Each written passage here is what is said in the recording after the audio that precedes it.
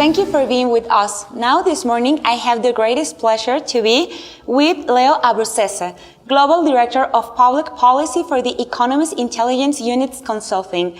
Good morning, Leo. How are you today? Good morning, Diana. Very well, thank you. Thank you for being with us. It's a pleasure. Is there still a social innovation within the microfinance sector? There still is a need for a social dimension to microfinance, yes. There's no question that it has become more commercially oriented over the last several years. However, I think there will always be a need for a social welfare dimension. There will always be people who will need support. And so I think the need for government involvement and some subsidization will always be there. Commercially, there is a return. People are interested in this sector because they can make money, but I think there always will be a social dimension, an important dimension for people at the bottom of the pyramid, yes. What are the upcoming challenges for the microfinance sector? The most important ones are going to be around digital financial services and financial innovation. At the meeting this morning, several people asked this question: is microfinance dead? It's not dead. However, when you look at companies, say, like Alibaba, the Chinese e-commerce company, you can see that they are completely revolutionizing not just payments, but access to finance. And you can see that whereas microfinance has been around 40 years, I'm not sure it will be around another 40 years because the innovations in digital finance are disrupting all sectors. They're disrupting the big banks. I think they will disrupt microfinance as well. So microfinance will have to stay very innovative.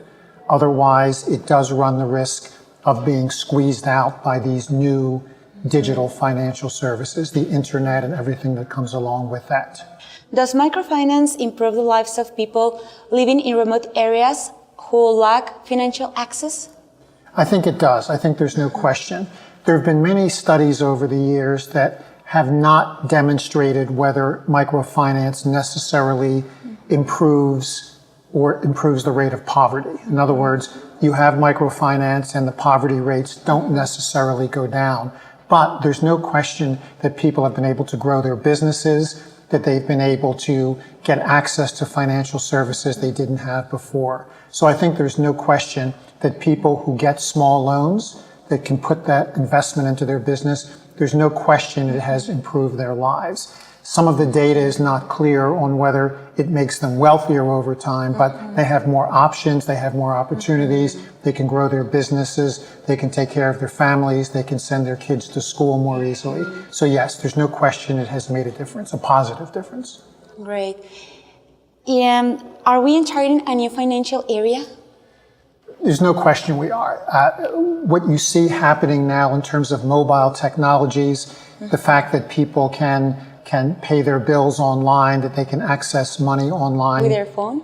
With their phones, everything being done through mobile. It's not even just the internet, it's the phone, it's the mobile technologies. Yes. And there is a term, disintermediate. In other words, cut out the middleman. And the middleman is being cut out. Even some of the big banks are being cut out, let alone some of the smaller players. So there's no question this is changing everything. It's changing it for the big banks, it's changing it for small banks, it's changing it for microfinance institutions. So people have to adapt, or frankly, they are going to get run over. What is the current status of the Mexican microfinance sector? Is there saturation or growth? It looks like there's still growth. I mean, clearly the sector has been expanding over the last few years, and I think it will continue to. One reason is, while microfinance has done very well in some parts of Mexico, there are still many villages in Mexico that are not on the internet yet that still really have not progressed that much. So there are still opportunities, I think, for microfinance. Now, the best way I think microfinance can grow is if it integrates with the digital financial technologies. Microfinance is not going to grow by building more branches and by building more bricks and mortar.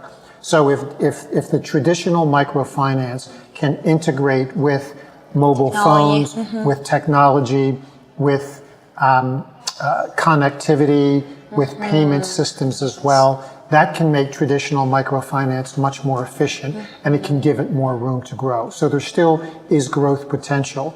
What microfinance has to be concerned about are the companies like Alibaba and others, if they come to Mexico, which could eventually push microfinance out. But for now, I think there is still definitely growth potential for microfinance in the many places in Mexico where it has not quite reached yet. There's a divide between urban and between the villages. And so the villages are still not as well served in Mexico as they could be. Okay. Finally, what are your expectations for this event? Your expectations? Well, I think two expectations. One is to understand how a wider group of people understand the evolution of microfinance in the face of technology. This event is called Transcending Microfinance, which I think is a good term because microfinance has made very big contributions over 40 years, but I think it's fair to ask, will microfinance be here in another 40 years? It's going to have to take on a new context. It can't grow the way it has been in the past. So I think it's interesting to hear people's perspectives on how microfinance will have to change. And the fact that it will not look the same, I think even 10 years from now as it looks right now.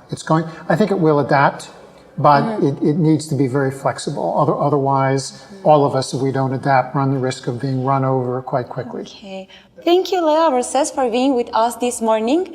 And thank you, you too, for being with us.